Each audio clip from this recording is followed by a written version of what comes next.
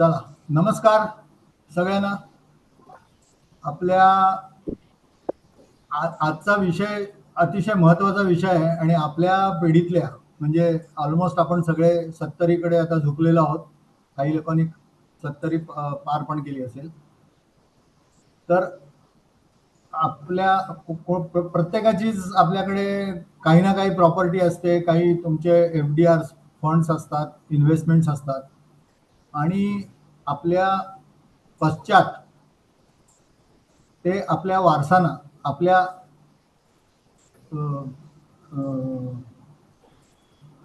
जोडीदाराला किंवा मुलांना वगैरे व्यवस्थित मिळावं ही सगळ्यांचीच इच्छा असते. परंतु काही चुका आपण करतो. उदाहरणार्थ मृत्यूपत्र न बनवणं किंवा नॉमिनेशन न करणं, आणि अशा चुका केल्यामुळे आपल्या पश्चात आपले जे जवळचे लोक आहेत, आपले वारस आहेत, त्यांना त्रास होऊ शकतो पुढे.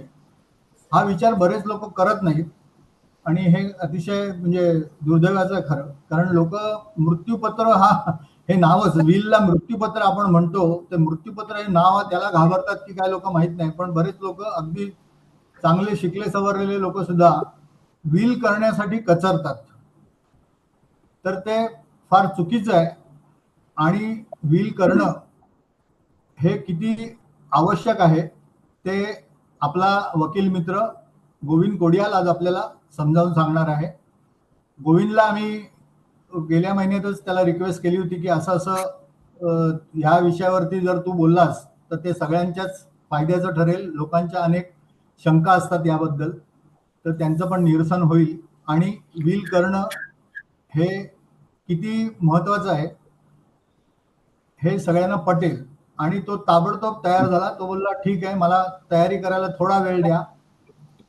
आणि त्याप्रमाणे त्यांनी आज फुल सज्ज होऊन तो आलेला आहे. तर त्याचं लेक्चर चालू असताना आपण सगळे म्यूट राहूया आणि संपल्यानंतर आपण जशी त्याच्यावरती चर्चा करतो. आणि मला खात्री आहे की आज बऱ्याच लोकांना बरेच प्रश्न असतील, तर ते तुम्ही बिनधास्त त्याला विचारा. आणि आपल्याला वकिलाची फी न देता कायदेशीर सल्ला मिळेल सगळ्यांना आपल्या मित्राच्या कृपेने. त्यामुळे त्याला मी आधीच धन्यवाद देतो, कारण धन्यवाद देण्याचं काम संजय गुर्जर आज करेल. तर आता याच्या पुढे गोविंद तू तुझं हे चालू कर, प्रेझेंटेशन चालू कर. आणि त्यानंतर मग आपण ते संपल्यानंतर मग प्रश्नोत्तरामध्ये लोकांच्या प्रश्नांना उत्तर. ठीक आहे? तो ठीक आहे. माझा आवाज ऐकू येतो ना सगळ्यांना? व्यवस्थित येतोय ना? ओके. गुरुर् ब्रह्मा गुरुर्विष्णू गुरुर्देव महेश्वरा गुरुर साक्षात परब्रह्म तस्मै श्री गुरुवे नमः. उपस्थित सर्वांना वंदन करून मी मला दिलेला विषय इच्छापत्र विवरण या विषयावर गोविंद एकच मिनिट. पहिले तुझी माफी मागतो की नेहमीच माझं इंट्रोडक्शन करून द्यायचं काम आहे, तर ते तुझी इंट्रोडक्शन मी काही केलीच नाहीये. नाही चालतंय. हे तर ऑब्व्हियस आहे की शाळेनंतर तू कायद्याचं शिक्षण घेतलंस, वकिली केलीस, हे तर सगळ्यांना माहितीच आहे. परंतु काही लोकांना माहित नसेल तर मी सांगतो की त्याचा अजूनही संस्कृत भाषेचा अभ्यास चालू आहे आणि तो नवीन नवीन पदव्या घेत असतो संस्कृतच्या ह्याच्यामधल्या. आणि हे फारच वाखाणण्याजोगं आहे, कारण आता आम्हाला 1 तासापूर्वी वाचलेलं लक्षात राहत नाही आणि तू त्याचा अभ्यास करून त्याच्या परीक्षा पास होतोस, ते फार कौतुकाचं आहे. तर त्याच्यामुळे ती एक तुझी लोकांना, म्हणजे बऱ्याच लोकांना जर माहित नसेल तर ती एक तुझी ओळख मी करून देतो. आता नाव यू कॅन स्टार्ट. नाही, ते काय ऑनलाईन कोर्स असतो तो, ते व्हिडिओ ऐकून त्याचे 10 प्रश्न सोडवायचे असतात. ऑब्जेक्टिव्ह टाईप असतात. ते सोडवल्यानंतर तो कोर्स पूर्ण झाला की ते सर्टिफिकेट देतात. ते काय असं जास्त असं काय हे नाहीये, ऑनलाईनच आहे सगळे कोर्सेस ते. पण तू काहीतरी नवीन काहीतरी शिकतोयस वेगळं, that itself is very good. आपल्या वयाला आपण असं काहीतरी केलं पाहिजे. आणि हे अच्छा चांगलं झालं मिलिंद तू सांगितलंस, आम्हाला माहित नव्हतं हे. गुड. ओके. तर गुरूंना वंदन करून, उपस्थित सर्वांना वंदन करून मी मला दिलेला विषय इच्छापत्र विवरण या विषयावर बोलण्याचा प्रयत्न करणार आहे. मी वक्ता नाही आहे, तरी माझे बोलणे तुम्ही समजून घ्यावे अशी विनंती करतो. बरं, आता आपण आपल्या विषयाकडे वळूया. माझा हा विषय तसा वृक्ष आणि दुर्लक्षित पण तितकाच महत्वाचा पण आहे. तुम्हाला एक छोटासा प्रसंग सांगणार आहे. साल 2020 मध्ये सर्व माझे सहकारी वकिली करणारे मे महिन्यात हिल स्टेशन व फॉरेन ट्रिपवर गेले होते.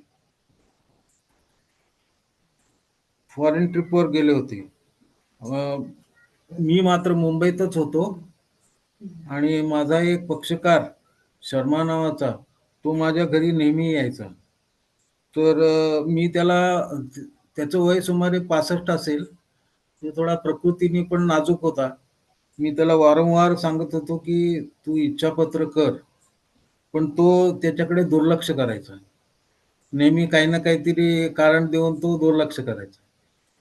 असंच एके दिवशी तो माझ्या घरी आला आणि तो इच्छापत्र तयार करण्यासाठी प्रवृत्त होऊन आला आणि त्याला ताबडतोब इच्छापत्र करायचं होतं. तर मी त्याला माझ्या उत्सुकतेपोटी त्याला विचारलं की बाबा, एवढे दिवस मी सांगत होतो तू इच्छापत्र कर, पण तू त्याकडे दुर्लक्ष करत होतास. आता काय झालं बाबा, तू एवढं अर्जंटली आलास आणि म्हणतो मला इच्छापत्र करायचं आहे. तर त्यांनी काय सांगितलं की माझा एक परम मित्र, तो आकस्मिकरित्या मृत्यू पावला आणि त्यांच्या कुटुंबातील मंडळी सगळे संपत्तीसाठी वाद घालू लागले. एवढंच नाही, एवढंच नाही तर इव्हन दूरचे संबंधित सुद्धा संपत्तीवर हक्क मागायला लागले. त्यामुळे मी चिंतित पडलो आणि मला 2 दिवस झोप पण आली नाही. तर काही लोकांनी मला सांगितलं की तू प्रायव्हेट फॅमिली ट्रस्ट बनव. काहींनी असा सल्ला दिला की तू इच्छापत्र बनव. तर मला हे सगळं ऐकून तुमचा सल्ला मला आठवला आणि मी तुमच्याकडे आलोय. आता मला इच्छापत्र बनवायचं आहे. तर मी त्याला इच्छापत्र कसं बनवायचं त्याची सविस्तर माहिती दिली. इच्छापत्र केल्यामुळे तुझे सर्व काळजीचे कारण कसे दूर होतील हे पटवून दिले व नंतर तो या सर्व गोष्टी करण्यास तयार झाला. या प्रसंगावरून तुम्हाला कळले असेलच की मृत्यूपत्र करणे आवश्यक आहे. कसे ते आता पुढे पाहूया. आता मृत्यूपत्र आणि इच्छापत्र हे 2 टर्मिनॉलॉजी वापरली जाते. ऍक्च्युली इच्छापत्र म्हणजे जो इच्छापत्र तयार करतो तो जिवंत असताना त्याला इच्छापत्र म्हणतात, आणि जेव्हा तो एक्सपायर होतो तेव्हा त्याला मृत्यूपत्र असं म्हणतो. ते इच्छापत्र after death only it operates. तोपर्यंत ते कॉन्फिडेन्शियल असते, कॉन्फिडेन्शियल डॉक्युमेंट असते. पण एकदा मृत्यू आल्यानंतर मग ते कॉन्फिडेन्शियल राहत नाही. त्यांनी जे इच्छा व्यक्त केली आहेत त्याच्याप्रमाणे ते संपत्तीची वाटणी किंवा हस्तांतरण होते. आता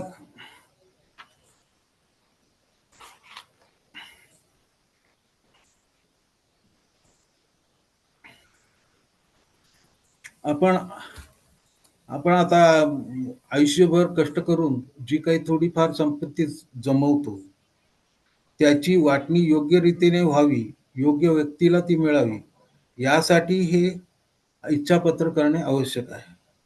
मी न्यायालयात काय किंवा आसपासच्या लोकांच्या अनुभवावरून सांगतो, आपली संपत्ती किती आहे, कुठे आहे व कुठल्या बँकेत आहे हे घरात ठाऊक असायला हवे. त्यासाठी तुम्ही नेहमी प्रयत्नशील असावयास हवे. काही लोक आपल्या संपत्तीबद्दल घरात बोलत नाहीत. ते डायरीत किंवा वहीत सुद्धा नमूद करून ठेवत नाहीत आणि अचानक मृत्यू झाल्यावर उरलेल्या कुटुंबीय सदस्यांना मोठा धक्का बसतो. मग थोडीफार संपत्ती कळते आणि बाकीच्या संपत्तीवर पाणी सोडावे लागते. मृत्यू कधी येईल हे सांगता येत नाही. मला येणार नाही, आता येणार नाही, पुढे बघू असे म्हणण्यात काळ जातो. समर्थ मनाच्या श्लोकात म्हणतात, मरे एक त्याचा दुजा शोक वाहे, अकस्मात तो काळ पुढेच जात आहे. आपण सांत्वन दुसऱ्याचे करतो, पण काळ आपल्याकडे पण येणार आहे हे आपण सोयीस्कररित्या विसरत असतो. खरे पाहता काळ, वेळ कधी आणि केव्हा येईल हे सांगता येत नाही. म्हणूनच इच्छापत्र हे करायलाच हवे. यामागील महत्त्व: संपत्तीचे हस्तांतरण सुरळीतपणे सुनिश्चित करणे, कायदेशीर वारसामधील वाद टाळणे, मुले अल्पवयीन असल्यास पालकांचे नाव देणे, आपली इच्छा पूर्णत्वास आणण्यासाठी कार्यकर्त्याची नेमणूक करणे. कार्यकर्ता म्हणजे एक्झिक्युटर. इच्छापत्राशिवाय मालमत्तेचे वितरण उत्तराधिकार कायद्यानुसार केली जाते, जी आपल्या प्राधान्याशी सुसंगत असू शकत नाही. यानुसार आपण जेव्हा इच्छापत्र बनवतो त्यावेळेस आपण सर्टन्टी पासून अनसर्टन्टीकडे वाहत जातो. आता सर्टन्टी म्हणजे आपलं मरण आणि अनसर्टन्टी म्हणजे मी गेल्यानंतर माझ्या संपत्तीचं काय होणार. तर आपण सर्टन्टी पासून अनसर्टन्टीकडे वाहत जातो व अनसर्टन्टीला इच्छापत्र बनवून प्लॅन्ड सर्टन्टी बनवतो. अनेक जण इच्छापत्र तयार करण्याकडे गांभीर्याने पाहत नाहीत, तर अनेक जणांना इच्छापत्र ही संकल्पना पटत नाही. काहींना इच्छापत्राचे महत्त्व ठाऊक असते, तरीही वेळ खाऊ किंवा किचकट अशा सबबींनी ते दुर्लक्ष करतात. उदाहरणार्थ, सर्वसाधारण नोकरी करणारे 58 किंवा 60व्या वर्षी निवृत्त होतात, पण व्यवसाय करणारे स्वतःहून निवृत्त होईपर्यंत निवृत्ती नसते. अशा वेळी त्यांनी वयाचे भान ठेवणे आवश्यक असते. कितव्या वर्षी नवीन प्रकल्प आखायचा ते ठरवायला हवे, पण आपल्याकडे मी अमर आहे असे समजून वय न बघता प्रकल्प आखतात. त्यासाठी कर्ज घेतात, तेही कुठून शक्य असेल तेथून, आणि मग अचानक मृत्यू होतो. आधीच घरातली दुःखात असतात, त्यात देणेकरी घरात येऊन उभे राहतात. अशा वेळी कर्त्यांची अवस्था बिकट होऊन जाते. असे व्हावयास नको असेल तर वयाचे भान ठेवून कुणाचे देणे आहे, कुठून कर्ज घेतले आहे हे घरात आपापसात सांगून ठेवणे केव्हाही चांगले असते. बरं असो, आता इच्छापत्र म्हणजे काय ते पाहू. इच्छापत्र म्हणजे कायदेशीर दस्तावेज आहे,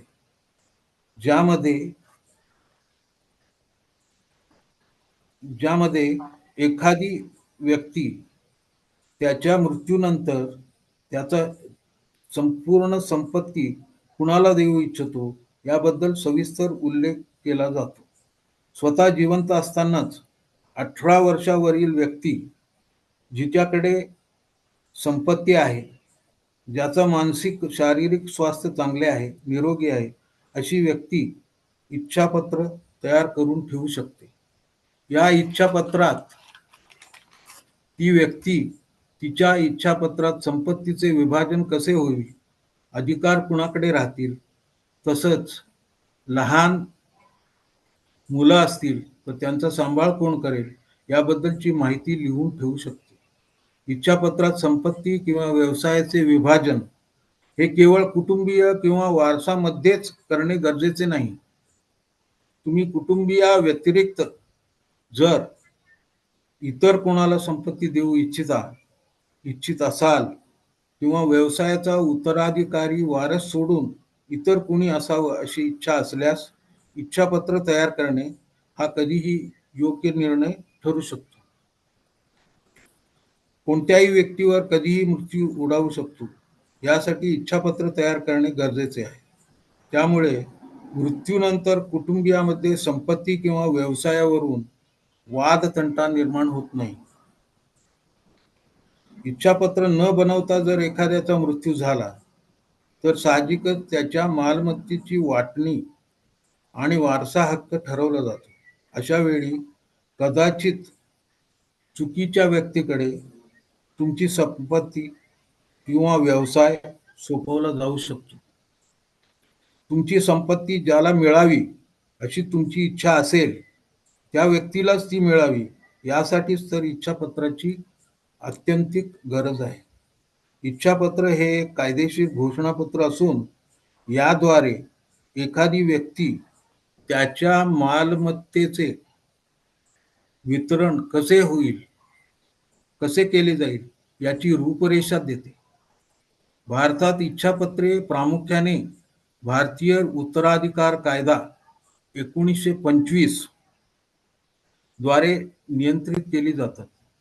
इच्छापत्राअभावी हिंदू उत्तराधिकार कायदा 1956 ज्यात हिंदू, जैन, शीख व बौद्ध च्या वारसा हक्कावर नियंत्रण ठेवतो. मुस्लिमांची इच्छा वैयक्तिक कायद्याच्या अधीन असून मालमत्तेचा वाटणीवर काही बंधने आहेत. चांगल्या प्रकारे तयार केलेले इच्छापत्र या डिफॉल्ट तरतुदींना मागे टाकते व वितरणावर अधिक नियंत्रण ठेवते. हे पक्के लक्षात ठेवायच हवे. मृत्यूपत्राचे प्रकार चिकार आहेत. यात आपण असं विवेचन करणे जास्त गरजेचे नाही. या विषयासंबंधी असल्या कारणाने आपण ओघळता विचार करू. एक सर्वसाधारण इच्छापत्र ज्याची आपण आता चर्चा करीत आहोत ती विशेष इच्छापत्र. विशेष इच्छापत्र हे सोल्जर्स, एअरमॅन आणि मरीनर्ससाठी आहे. त्यामध्ये तोंडी इच्छापत्र पण चालते आणि विटनेसची सही नसली तरी चालते. आणि तिसरं आहे संयुक्त इच्छापत्र.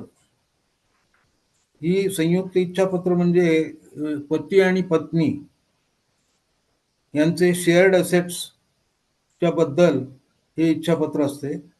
आणि त्याच्यामध्ये कसं असते, if one dies the survivor gets the assets and after both die it goes to the elder सन.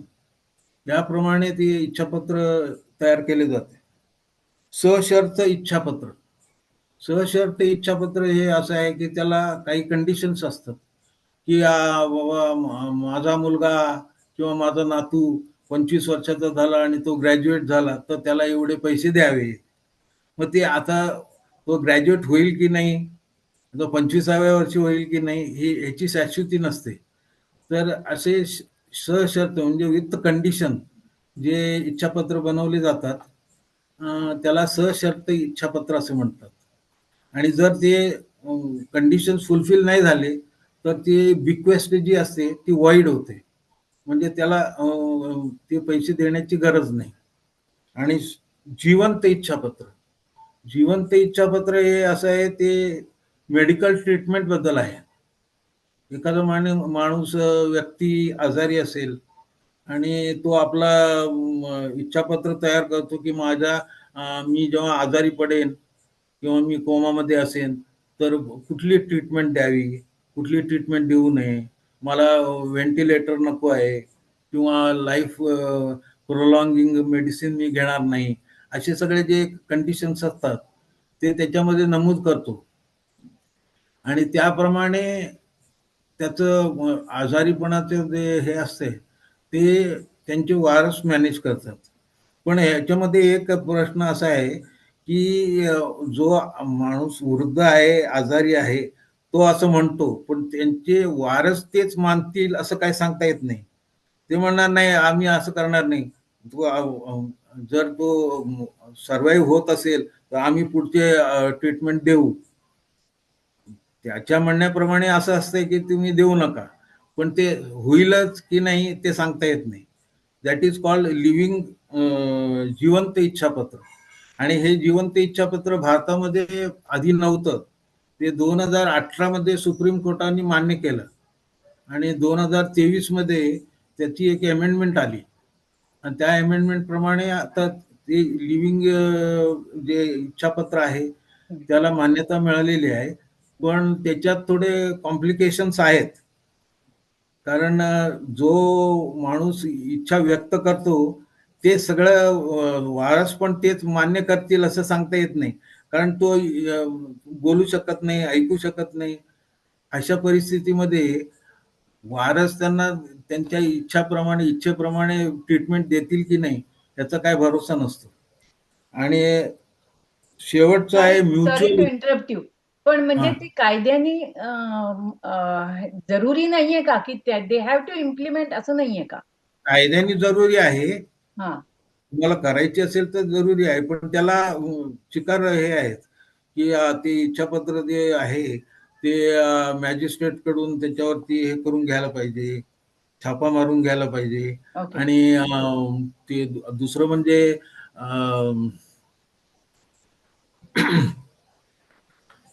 मॅजिस्ट्रेटच्या कोर्टामध्ये जाऊन ते हे मान्य करून घ्यायला लागतंय आणि त्याच्या विटनेसची ऍफिडेव्हिट द्यायला लागते.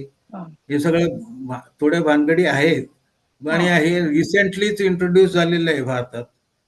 त्याच्यामुळे थोडं स्पष्टीकरण देणं थोडं कठीण होतंय, पण ते आहे असं की ते सगळे ट्रीटमेंट बद्दल आहेत. हो, बरोबर. मेडिकल मी केलंय माझं म्हणून विचारतीये. हा, त्याच्यामध्ये संपत्तीचं असं काही हे नसतंय. हो, फक्त आय नो. मी आजारी पडल्यानंतर बरोबर. काय करावं हे तुम्ही ते तुमची इच्छा व्यक्त करेक्ट. करता, पण ती बरोबर. व्यक्ती वारस ते मानेल की नाही ते सांगता येत नाही. तो एक ड्रॉबॅक आहे त्याच्यात. आणि लास्ट आहे म्युच्युअल इच्छापत्र. म्युच्युअल इच्छापत्रामध्ये काय आहे, 2 इच्छापत्र असतात. एक मिस्टरांचं असते, एक मिसेसचं असते. 2 इच्छापत्र असतात आणि दोघंही आपले इच्छा जे आहेत ते व्यक्त करतात त्याच्यात. पण त्याच्यात एकच बाइंडिंग हे असते की reciprocal disposition binding not to revoke without consent. म्हणजे आता 2 इच्छापत्र असले तर तुम्हाला काही फेरबदल करायचा असेल तर दोघांचाही म्युच्युअल कन्सेंट पाहिजे. म्युच्युअल कन्सेंट नसेल तर ते करू शकत नाही. समजा मिस्टरांनी आपली प्रॉपर्टी एका मुलाला दिली आणि ते मिस्टर वारले, तर त्यांची मिसेस ते मुलीला असं करू शकत नाही, कारण म्युच्युअल कन्सेंट पाहिजे. दोघंही असताना म्युच्युअल कन्सेंटने ते इच्छापत्र जे आहे ते ऑपरेट होत आहे. आता इच्छापत्र तयार करताना खालील दिलेल्या बाबींचा विचार करणे महत्वाचे आहे. पहिलं एक, काही प्रकरणामध्ये तोंडी इच्छापत्र ओळखली जातात. ती प्रिव्हिलेज विल्स जे आहेत त्याच्यामध्ये ती ओळखली जातात. परंतु आता आपण जो इच्छापत्राचं डिस्कशन करतोय त्यामध्ये लेखी इच्छापत्राची जोरदार शिफारस केली जाते व ते कोऱ्या कागदावर किंवा स्टॅम्प्ड पेपरवर तुम्ही लिहू शकता. भारतात याचे नोंदणीकरण करणे गरजेचे नाहीये, पण आपणास नोंदणी करायची असल्यास ती आपण माफक पैसे भरून करू शकतो, कारण यामुळे कायदेशीर वैधता जोडली जाते व छेडछाड होण्याचा धोका कमी होतो. इच्छापत्रात तुमचं नाव, वडिलांचं नाव, तसंच मुलांची नावे, घरचा पत्ता ही साधारण माहिती देखील योग्य व काळजीपूर्वक देणे गरजेचे असते. आयडेंटिटी प्रूफ म्हणजे पॅन नंबर, आधार नंबर देणे पण आवश्यक आहे. तुम्ही कोणत्या तारखेस इच्छापत्र तयार केले आहे त्याचा उल्लेख असावा. इच्छापत्र लिहिताना स्पष्टता असावी व ते तुम्ही तुमच्या इच्छेनुसार लिहित आहात हे नमूद करायला लागते. आणि दुसरं म्हणजे हे लिहिण्यासाठी कुणाचाही दबाव नाही किंवा अवाजवी प्रभाव नाही हे स्पष्ट करावे लागते. त्यामध्ये डॉक्टरचं हे लागतं ना सर्टिफिकेट की दॅट द पर्सन इज हा, ते पुढे येते. आणि ही हे जे इच्छापत्रामध्ये मी लिहिलेलं आहे ते ती माझी व्हॉलंटरी ऍक्शन आहे, हे पण त्याच्यात नमूद करायला लागतंय. पुढे इच्छापत्र लिहिते वेळी बनवणारी व्यक्तीला मराठीमध्ये परीक्षक असे म्हणतात. टेस्टेटर, इंग्लिशमध्ये टेस्टेटर म्हणतात, मराठीमध्ये परीक्षक म्हणतात. तो सुदृढ मनाचा व 18 वर्षावरील असण्याचे नमूद करणे गरजेचे आहे. यासाठी वैद्यकीय प्रमाणपत्र पण देऊ शकता. इच्छापत्रात तुमच्या मालमत्तेचा योग्य तपशील द्यावा. तशीच ती पुन्हा एकाला किंवा कुटुंबातील कोणत्या सदस्याला किती देऊ इच्छिता हे स्पष्ट लिहावे. त्यात चल व अचल संपत्ती याची तपशीलवार माहिती द्यावी. एखाद्या पत्राप्रमाणे इच्छापत्र न लिहिता ते कायदेशीररित्या व कायद्याचा आधार घेऊन लिहावी. शक्य असल्यास वकिलाची मदत घ्यावी. इच्छापत्रात साधारणतः स्वतःने कमवलेल्या संपत्तीचे वितरण करावे. सेल्फ एक्वायर्ड प्रॉपर्टी जी असते तीच आपण इच्छापत्रामध्ये त्याचं हस्तांतरण करू शकतो. एकत्रित कमवलेली संपत्ती किंवा एन्सेस्ट्रल प्रॉपर्टी चे वितरण करू शकत नाही. ती त्या त्या धर्माच्या सक्सेशन सर्टिफिकेट प्रमाणे, सक्सेशन ऍक्ट प्रमाणे होते किंवा वाटली जाते. तुम्ही इच्छापत्र किती वेळा तुमच्या आयुष्यात बदलू शकता व ते तुम्ही तुमच्या भाषेत लिहू शकता. उदाहरणार्थ, आपण बरे असतो तेव्हा सगळेच कुटुंबीय आपल्याकडे लक्ष देतात, पण जेव्हा आपण वृद्ध होतो, आजारी पडतो, तेव्हा बरेच कुटुंबीय सदस्य पाडता पाय घेतात. अशा वेळी इच्छापत्र बदलणे हे इष्ट असते. ते तुम्ही करू शकता.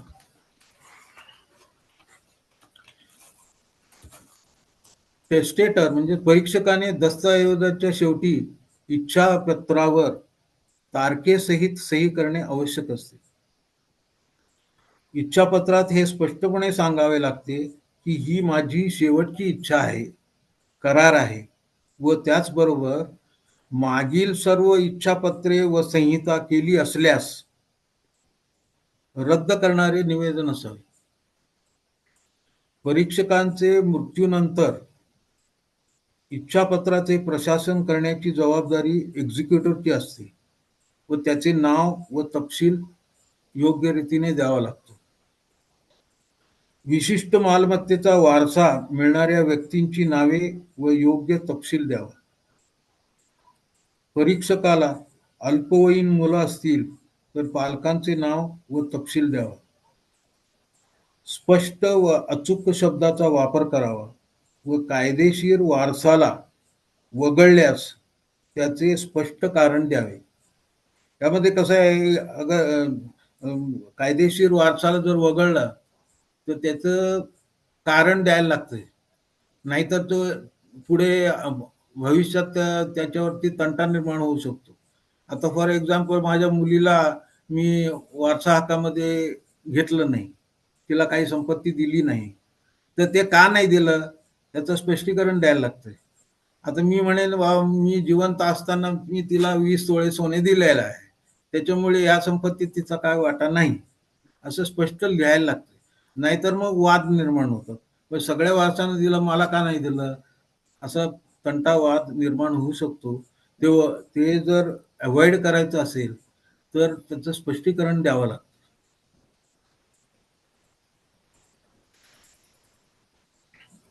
इच्छापत्र वेळोवेळी अद्ययावत म्हणजे अपडेट करावी लागते. कारण तुम्ही इच्छापत्र केव्हा केलंय ते कोणाला माहित नसते. कोणी वृद्ध झाल्यानंतर करतात, कोणी आधीच करून ठेवतात. मग ते आपली संपत्ती जी आहे ती वाढत जाते. काही प्रॉपर्टी तुम्ही नवीन घेता किंवा काही वारसात नवीन निर्माण होतात, तर ते सगळं बघण्यासाठी तुमचं जे इच्छापत्र आहे ते वरचेवर अपडेट करायला पाहिजे. एखादं इच्छापत्र बनवलं आणि ते अपडेट नाही केलं तर मी पुढे त्याच्यामध्ये काहीतरी प्रॉब्लेम येऊ शकतो. तर ते वरचेवर तुम्ही अपडेट करत असायला पाहिजे आणि काही चेंजेस असतील तर ते त्याच्यामध्ये इन्क्लूड करायला लागतं.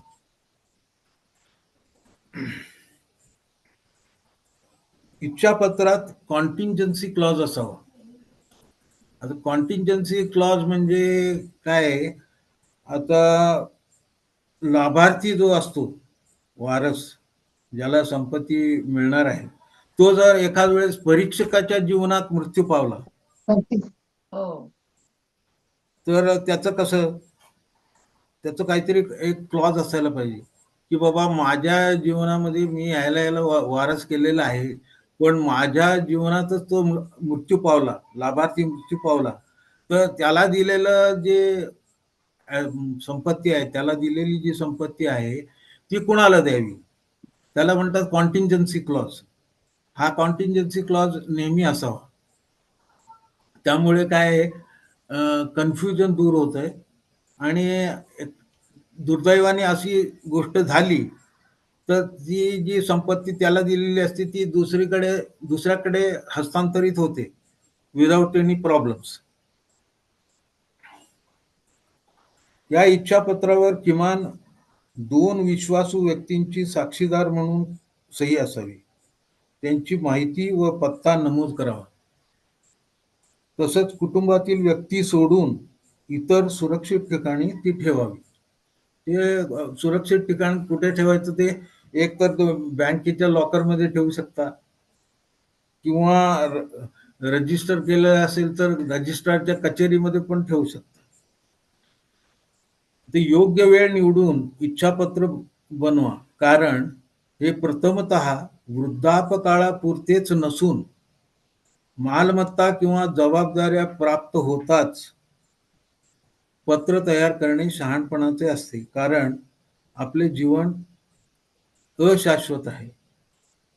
आणखीन काही बाबी आहेत ते ब्रीफमध्ये मी तुम्हाला सांगतो.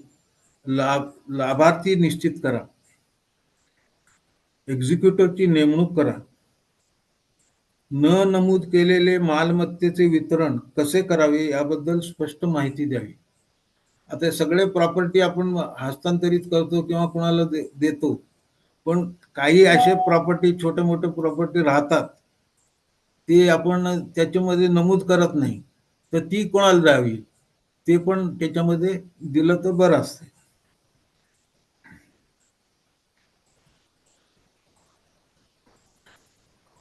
मालमत्तेचे विवरण व देणगीचे विवरण ठरवा. आता आपली मालमत्ता जी आहे ती आपण कोणाला देणार ते त्याच्यात ठरवलेलं असते, पण ह्याच्यात असं आहे, मालमत्ता म्हणजे संपत्तीच असं नाही.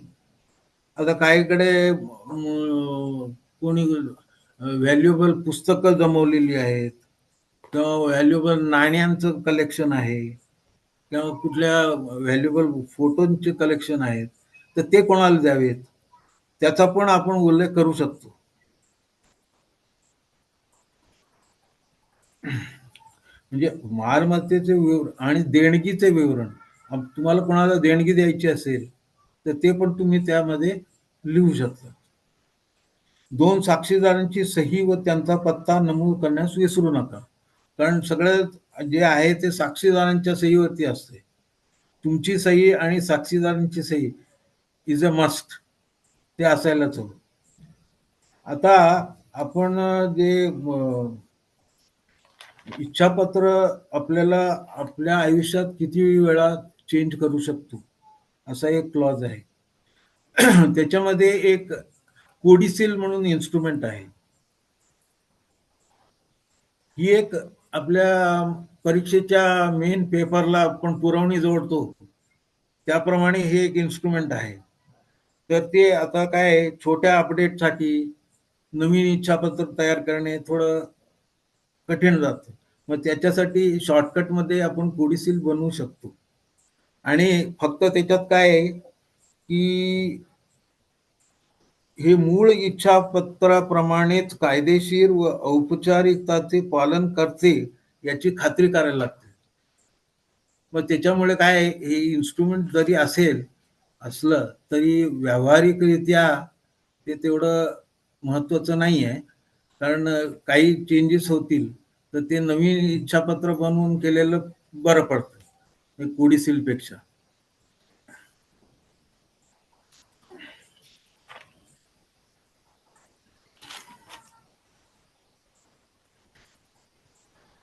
आता प्रोबेट बद्दल मी थोडं सांगतो.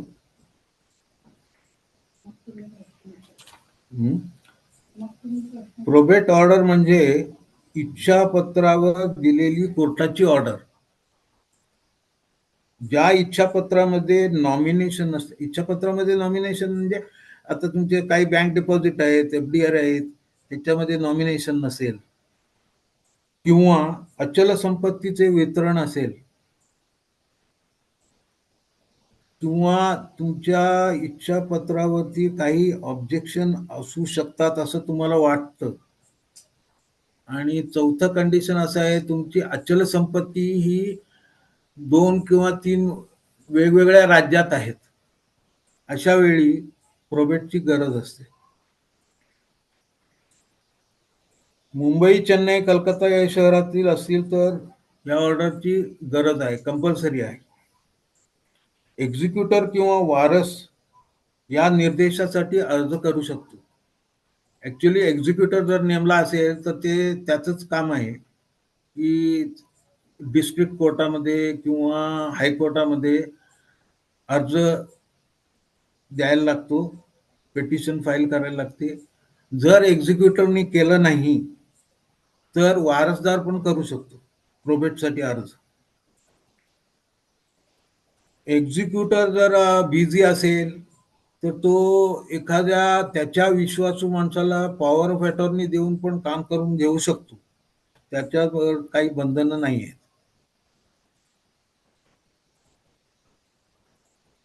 या प्रोसेसमध्ये कोर्टाकडून नोटिसा संबंधित पक्षकारांना व डिस्ट्रिक्ट कलेक्टरला पाठवली जातात व त्यांचा सल्ला व विचार केला जातो.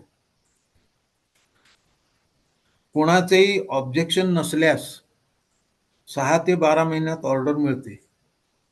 ऑब्जेक्शन असल्यास त्याचे सिव्हिल सूटमध्ये रूपांतर होते आणि व ते केस दीर्घकाळ चालू शकते. या सर्व केसेसमध्ये जास्तीत जास्त 75,000 रुपये कोर्टाची फी असू शकते.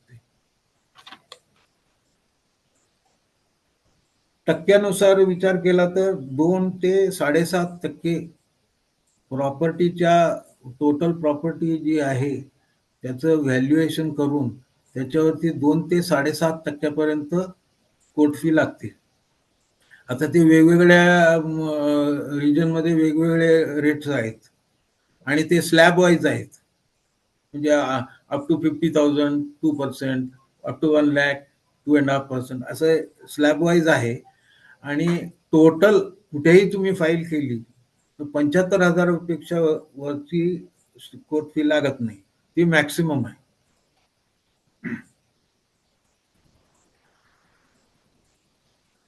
आणि मुंबई सोडून जर इतरत्र महाराष्ट्रामध्ये जर प्रोबेट हवे असेल तर एक ॲडिशनल रिक्वायरमेंट आहे की लोकल दैनिक जे असतात न्यूजपेपर्स त्याच्यामध्ये त्या नोटीस पब्लिश करायला लागते आणि त्या नोटिसाची कॉपी ही कोर्टामध्ये सादर करावी लागते. मुंबईमध्ये तर कंपल्सरीच आहे आणि इतरत्र महाराष्ट्रामध्ये जर केलं तर फक्त दैनिकामध्ये नोटीस द्यायला लागते. आता प्रोबेटमुळे काय फायदे होतात तर व्हॅलिडेशन ऑफ विल, यामुळे ऑथेंटिसिटी या विलची वाढते. कार्यकर्त्यांची अथॉरिटी म्हणजे जो एक्झिक्युटर असतो त्याला जास्त हक्क मिळतात. ते जे काम त्याला दिलेलं आहे विल प्रमाणे ते करण्यासाठी त्याला जास्त हक्क मिळतात. कायदेशीर क्लॅरिटी मिळते आणि कार्यकर्त्यांना संरक्षण. तंट्याचे निवारण होते. ह्या सर्व ज्या गोष्टी आहेत ते प्रोबेटमुळे त्याचे फायदे आहेत. सेक्शन 264 ते 300 मध्ये याचे विवरण येते. इंडियन सक्सेशन ऍक्ट 264 आणि 300 या सेक्शन मध्ये त्याचं विवरण येतं. ही बाब थोडी खर्चिक असून ती वेळ खाऊ होऊ शकते.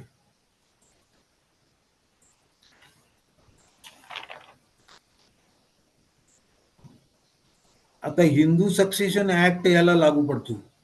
जर एखाद्या विलमध्ये ती म्हणजे सेल्फ एक्वायर्ड प्रॉपर्टी नसेल आणि ती प्रॉपर्टी जर डिस्ट्रीब्यूट करायची असेल तर ते हिंदू सक्सेशन ऍक्ट 1956 प्रमाणे होते. त्याच्यामध्ये क्लास 1 रिलेशन, क्लास 2 रिलेशन असे त्याच्यात भाग आहेत. त्याप्रमाणे ते हे होते. आता क्लास 1 मध्ये वाईफ वन पोर्शन, चिल्ड्रन म्हणजे sons and daughters 1 part, mother 1 part, predeceased sons branch म्हणजे आता एखादा मुलगा आधीच वारला आहे त्याच्या नात्यामध्ये लोकांना 1 पार्ट, आणि डॉटरचं पण असंच आहे, 1 ब्रँचला 1. अशा प्रमाणे त्याचं वितरण होतं.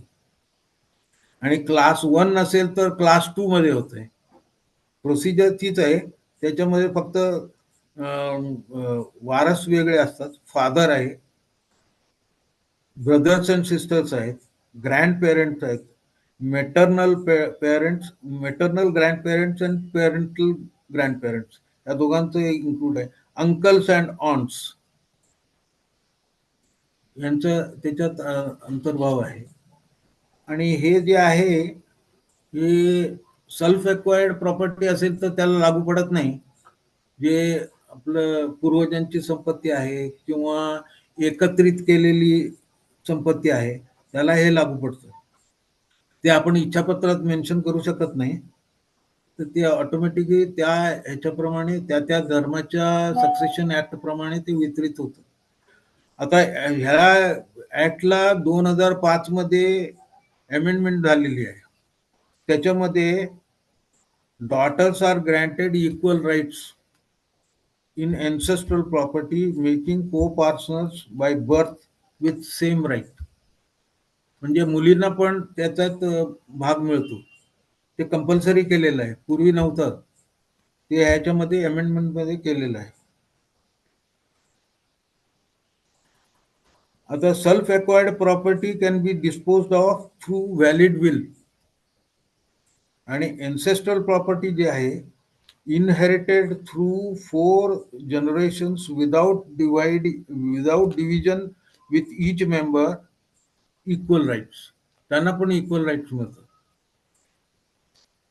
तर हे असं हिंदू सक्सेशन ऍक्ट आहे. त्याच्याप्रमाणे जी संपत्ती आपण कमवलेली नाही ती या रीतीने हस्तांतरित होते.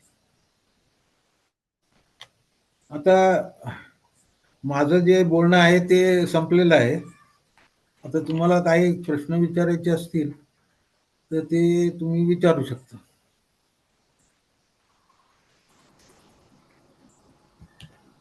ज्यांना विचारायचं आहे त्यांनी स्वतःला अनम्यूट करा आणि विचारू शकता.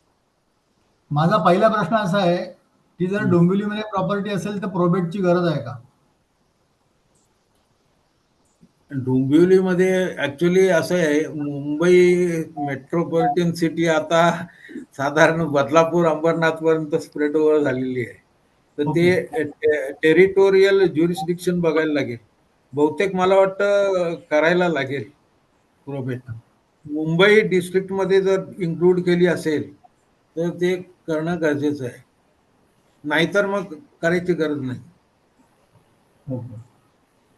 माझा एक प्रश्न आहे गोविंद. हा, की आता तू जे अँसेस्ट्रल प्रॉपर्टी बद्दल सांगितलंस की ज्याच्यामध्ये 4 जनरेशन्स इन्क्लूड केले जातात म्हणालास ना तू. हा, तर सपोज आता माझ्या वडिलांची प्रॉपर्टी आहे आणि वडील हयात नाहीयेत, आई सुद्धा हयात नाहीयेत, तर त्या प्रॉपर्टीवरती कोणाकोणाचे हक्क येऊ शकतात? तर ते ऍक्च्युली हिंदू सक्सेशन ऍक्ट प्रमाणे ते हस्तांतरित होईल ना. हा, तर ती कोणाकोणाचे त्यावर हक्क येतात? त्याच्यामध्ये काय आहे, आता वडिलांचं म्हणतोस ना तू, हम्म.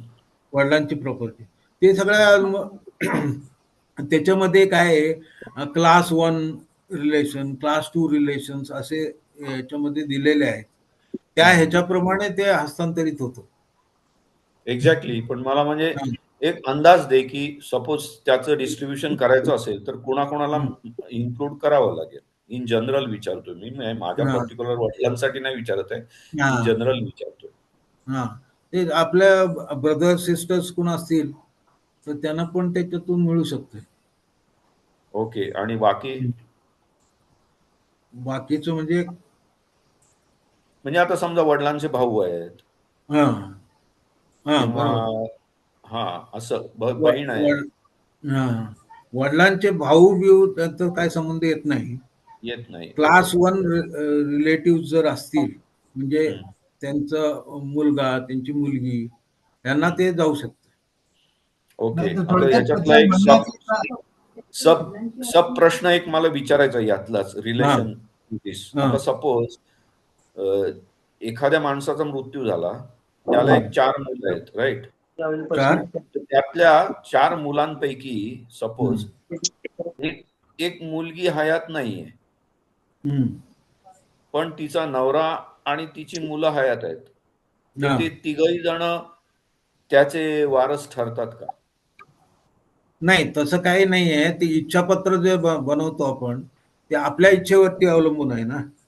जर ती हयातीत नसेल आणि जर तुम्हाला जर ते प्रॉपर्टी किंवा संपत्ती तिला द्यायची नसेल तर ते करू शकतं. नाही नाही, नाही, पण मला तसं नाही point म्हणायचंय. अशी इन absence of will, माझा प्रश्न जावई. वेगळा आहे.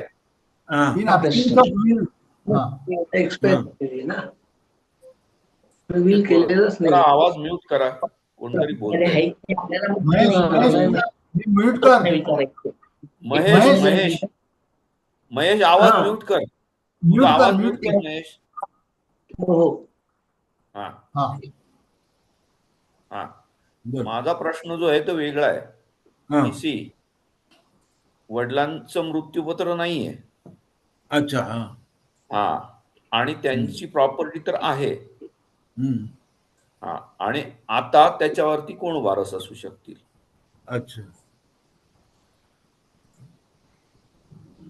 हम्म. पण त्याच्यामध्ये काय आहे, जर वारस डायरेक्ट जो वारस आहे तो नसेल हम्म. आणि इच्छापत्र नाहीये, हम्म. पण जी ऍक्च्युअल वारस आहे ती हयातीत नाहीये, हम्म. त्यामुळे तिकडे जाण्याचा काय प्रश्न येत नाही. पण तिचे कुटुंबीय तर आहेत ना, म्हणजे तिचा मुलगा, म्हणजे त्यांचा कुटुंबीय नातू आहे, आहे समजा, हा, तसं ते तर ते जाऊ शकत नाही. त्यांच्याकडे नाही जाऊ शकत. तुम्ही स्वेच्छेने जर इच्छापत्रामध्ये लिहिलं असेल तर ते हा. हस्तांतरित होऊ शकतं.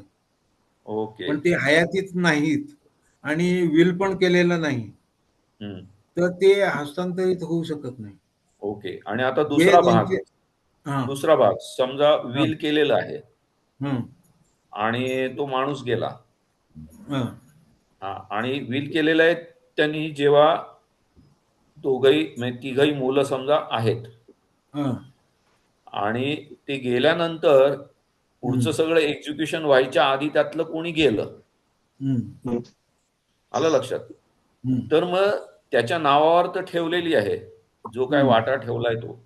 या. मग त्या वाट्याचे वाटेकरू त्या माणसाचे बाकीचे कुटुंबीय असतील का? नाही, त्याचे कुटुंबीय असतील म्हणजे आता याच्यामध्ये तर विल येते, इच्छापत्र हा. आहे, हा, हम्म. तर ते त्याच्या वाटणीला जे येतंय ते हम्म. कॉन्टिंजन्सी क्लॉज जो आहे तो हम्म. घालावा लागतो. बाबा, माझ्या हयातीत जर हम्म. एखादा लाभार्थीचा मृत्यू झाला तर हम्म. मी त्या लाभार्थीला जो पैसा दिलेला आहे किंवा जे मी ते तू ऍडमिट मगाशी केलेला आहे, सांगितलंस.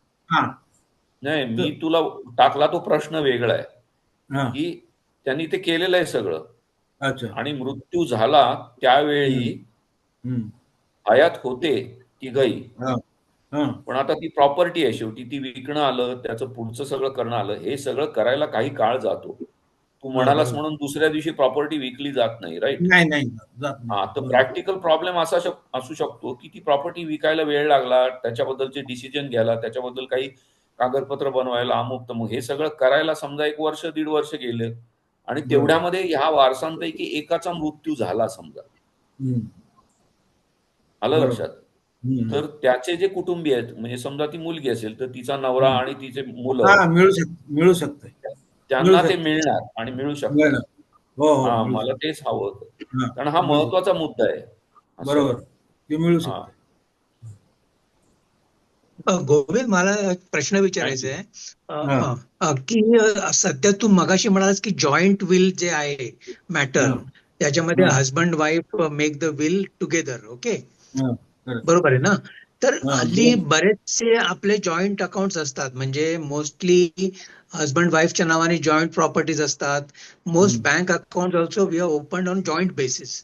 तर मग ते तुमची इंडिव्हिज्युअल वेल्थ किती आहे हे थोडंसं डिफिकल्ट होऊन जातं ना, ते कॅल्क्युलेशन म्हणा, किंवा मग is it preferable to have always joint will का काय? म्हणजे ह्याच्यामध्ये इश्यूज काही, आता सपोज जॉईंट अकाउंट आहे तर त्या एखाद्याच्या, म्हणजे एका हजबंड किंवा वाईफच्या एकाच्या एक्सपायरी नंतर काय स्टेटस होऊ शकतो? म्हणजे it is automatically it goes to the second holder का काय? म्हणजे if the will is there or if will is not there also, म्हणजे काय होऊ शकतं याच्यामध्ये? बऱ्याच प्रॉपर्टीज पण आपण जॉईंट घेतो, तर जॉईंट ओनरशिप सगळीकडे असताना विलचा मॅटर कुठे कुठे उद्भवतो? नाही, ते जॉईंट असलं तरी त्या अकाउंट मध्ये पहिलं जे नाव असते त्याला मेन पकडतात. म्हणजे आता हजबंड अँड वाईफ आहे, तर काही अकाउंट वाईफ आणि हजबंड असतील तर त्यानुसार तुम्ही डिस्ट्रीब्यूट करू शकता. पहिला जो नाव अकाउंट जे नाही, पण पहिले, मला म्हणायचं बेनिफिट ऑफ जॉईंट विल आणि सिंगल विल मध्ये काय आहे? म्हणजे which is preferable, which is not preferable, अच्छा, आणि त्याच्यामध्ये प्रोज अँड कॉन्स काय आहेत? जॉईंट विल मध्ये काय आहे, त्याच्यामध्ये जे विल बनवलं जातं त्याच्यामध्ये एक बाइंडिंग फॅक्टर आहे की दोघांच्या म्युच्युअल कन्सेंट शिवाय तुम्ही करू शकत नाही, ओके, चेंजेस करू चेंज करू शकत नाही. शकत नाही. करू शकत नाही. त्याच्यामुळे एकच विल असेल तर ते बरं पडतंय. आता दोन जर ओके, तो सेपरेट फायदा केला आहे, तो असेल, फायदा आहे. दोन सेपरेट केला असेल तर ते दोन्ही इच्छापत्र चेंज करू शकत नाही. बदल. त्याच्यामधले बिक्वेस्ट जे आहेत ते चेंज करू शकत नाही, कारण ते both require changes require mutual consent. आता दोघही हयात असतील तर चेंज करू शकतो, पण त्याच्यामधला एखादा कोणतरी निघून गेला तर म्युच्युअल कन्सेंटचा संबंधच येत नाही, मग म्युच्युअल कन्सेंट होऊ शकत नाही. मग ते अर्लियर डिस्पोजिशन मध्ये जर ती प्रॉपर्टी कोणा एकाला दिली असेल तर surviving partner cannot change that, he has to admit. आता मुलीला देणार असं ठरवलं असेल तर आणि मिसेस वारली, त्याच्यामुळे म्युच्युअल कन्सेंट तर होणं शक्य नाही. तर तुम्ही इन फ्युचर मुलीचं मुलाला कळू शकत नाही, ते मुलीलाच द्यायला लागते. त्याच्यामध्ये चेंज पॉसिबल नाही. हा, मग हे जॉईंट जे आहे ऍक्च्युली प्रकारामध्ये चिकार प्रकार आहेत, पण त्यात जॉईंट आणि हे तेवढे हे नाही आहेत, कॉम्प्लिकेटेड आहेत. इवन सिंगल असून सुद्धा लोक विल बनवत नाहीत. आता हे सगळं त्याच्यामध्ये काय प्रकारामध्ये चिकार मला आहे. आणखीन एक विचारायचं आहे की प्रोबेटची जी कंपल्सरी नाहीये ना, ऍक्च्युली नाही. Probate compulsory it is not.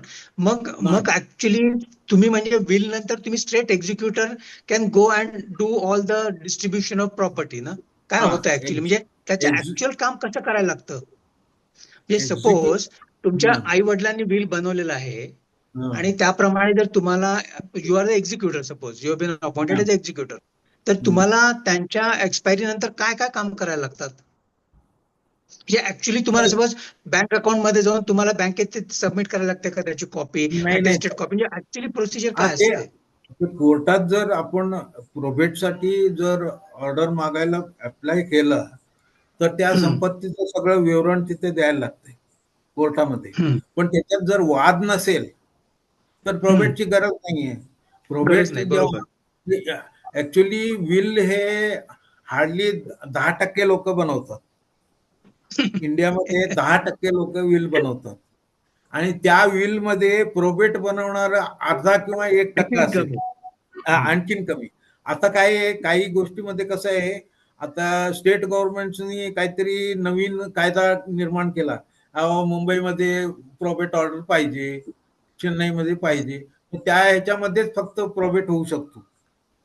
ज्या लोकांची अचल संपत्ती मुंबई, चेन्नई, कलकत्ता किंवा वेगवेगळ्या राज्यामध्ये आहेत, 2-3 प्रॉपर्टीज आहेत, तर ते हस्तांतरित करण्यासाठी प्रोबेटची गरज भासते. नाहीतर असं जे 100 विल्स जर बनवले त्याच्यातल्या हार्डली 2 किंवा 3 मध्ये प्रोबेट ऑर्डर लागते. नाही, पण म्हणजे मला विचारायचंय काय, की मला काय विचारायचंय की सपोज एखाद्या म्हणजे तुमच्या आई वडिलांची जर एक इमूव्हेबल प्रॉपर्टी असेल, ओके, आणि मग त्याच्यामध्ये तुम्हाला नंतर तुमचं नाव जर चढवायचं असेल ऍज पर द विल, तर ऍक्च्युली मग ते त्याच्यासाठी लॉयरची मदत घ्यायला लागेल का? म्हणजे ऍक्च्युली काय करायला लागतं मग नंतर? विल मध्ये जर तुमचं नाव घातलं असेल तर त्याची गरज नाही आहे ना. मग तुम्ही इच्छापत्रामध्ये ती प्रॉपर्टी तुमच्या नावावरती असेल तर ती ऑटोमॅटिक मिळू शकते ना. त्या इच्छापत्रावरचा वाद तर काही नाहीये. नाही, पण मिळू शकते, पण त्या प्रॉपर्टीमध्ये ओरिजिनल जे अग्रीमेंट असतात त्याच्यामध्ये ओरिजिनल होल्डरचे नाव असणार, तर ते नाव तुम्हाला ते चढवायचं असेल म्हणजे ते मग कसं होतं ते? हे जे आहे नाव चढवायचं जे आहे ते जर असेल आणि ते मेट्रोपॉलिटन सिटी मध्ये येत असेल तर मग प्रोबेट ऑर्डरची गरज आहे. तेच मला पण तेच विचारायचं होतं. महाराष्ट्रात इतर कुठेही असेल तर त्याची गरज लागत नाही, पण मुंबई, कलकत्ता, चेन्नई या राज्यामध्ये जर प्रॉपर्टी असेल, पण म्हणजे तुम्ही ते विल घेऊन रजिस्टरकडे जाऊन नाव चढवू शकता, असं करता येतं का? असं करायला लागतं? ते चढवण्यासाठी आता प्रोबेट मागतात. आधी नव्हतं हे, आता हे हल्ली म्हणजे डोंबिवलीमध्ये पण ते प्रोबेट मागतात, असं आहे का? डोंबिवलीमध्ये बघायला लागेल, ते मुंबई डिस्ट्रिक्ट मध्ये इन्क्लूड होतंय की नाही ते बघायला लागेल. म्हणजे register actually beyond the law जाऊन मागतात प्रोबेट, असं आहे का? हे प्रोबेट आता स्टेट गव्हर्नमेंटने कंपल्सरी करून ठेवलंय. आता मुंबई जी आहे, ओरिजिनल मुंबई ती पहिल्यांदा मुलुंड पर्यंत होती. आता मुंबई अंबरनाथला पण मुंबई म्हणतात, बदलापूरला पण मुंबई म्हणतात. तर ते त्याच्यामध्ये काय अमेंडमेंट झालेत का ते बघायला लागेल आणि त्यानुसार ते ठरवायला लागेल. पण मग अपार्ट फ्रॉम म्हणजे ओके, यू आस्क. नाही संजय, कंटिन्यू. नाही, आणि दुसरं हे इमूव्हेबल साठी झालं. फॉर बँक अकाउंट साठी again that same thing, probate will be required का? कसं होतं म्हणजे actually joint account, suppose joint account असेल, तुमच्या आई वडिलांनी तुमचं पण नाव त्या जॉईंट अकाउंट मध्ये घातलेलं आहे, तर त्यावेळेला ते तुमच्या नावावर ट्रान्सफर होऊ शकत नाही का ऑटोमॅटिकली? अकाउंट मध्ये जर तुमचं नाव असेल आणि जर इदर ऑर सर्वायव्हर असं जर कंडिशन असेल तर मिळू शकते. ओके. फक्त काय आहे, अमाऊंट जी आहे ती किती आहे ते पण अवलंबून आहे. जास्त अमाऊंट असेल तर बँकवाले म्हणतात तुम्ही सक्सेशन सर्टिफिकेट घेऊन या. मग ते ती काय मॅटर, लिगल इयर सर्टिफिकेट एक वेगळं काही असतं का? ते वेगळं आहे. विल मध्ये इन्क्लूड केलेलं जे आहे ते त्याच्यासाठी प्रोबेट ऑर्डर आहे, आणि जे विल मध्ये इन्क्लुडेड नाहीये आणि बँकेत पडून आहे तर बँकेतला पण काही लिमिट असतात. 1 लाख 1.5 लाख काय, प्रत्येक बँकेला वेगवेगळे हे असतात. त्या लिमिटच्या आत असेल तर बँक ट्रान्सफर करते, पण जास्त असेल तर ते पण म्हणतात सक्सेशन सर्टिफिकेट घेऊन या. मग त्यावेळी सक्सेशन सर्टिफिकेट घेऊन यायला लागते. सक्सेशन सर्टिफिकेट आणि सक्सेशन सर्टिफिकेट कोण इश्यू करतं ऍक्च्युअली? कोण इश्यू करतं ते सक्सेशन सर्टिफिकेट कोर्टात जाऊन करायला लागते. सिव्हिल कोर्टामध्ये, ज्या कोर्टात ज्युरिस्डिक्शन आहे आणि जी तुमची प्रॉपर्टी आहे ती कुठल्या ज्युरिस्डिक्शन मध्ये येते, त्या ज्युरिस्डिक्शनच्या कोर्टामध्ये ते सूट फाईल करायला लागते, म्हणजे पेटिशन फाईल करायला लागते सक्सेशन सर्टिफिकेटची. मग त्या सक्सेशन सर्टिफिकेट मध्ये तुमचं जे जे इस्टेट आहे ते सगळं टोटल त्याच्यामध्ये लिहून मग ते सक्सेशन सर्टिफिकेट साठी अप्लाय करायला लागते. आणि मग काही काळानंतर तुम्हाला सक्सेशन सर्टिफिकेट मिळतंय, त्यानुसार बँक ते ट्रान्सफर करते. आता याच्यामध्ये कसं आहे, त्या बँकेमध्ये जर तुमचं नाव असेल तर सक्सेशन सर्टिफिकेटची गरज नाही. आता आई वडिलांचं नाव आहे, तुमचं पण नाव आहे, आई वडील आता हयातीत नाही, तर ते ऑटोमॅटिक तुमच्या नावावरती होऊ शकतं.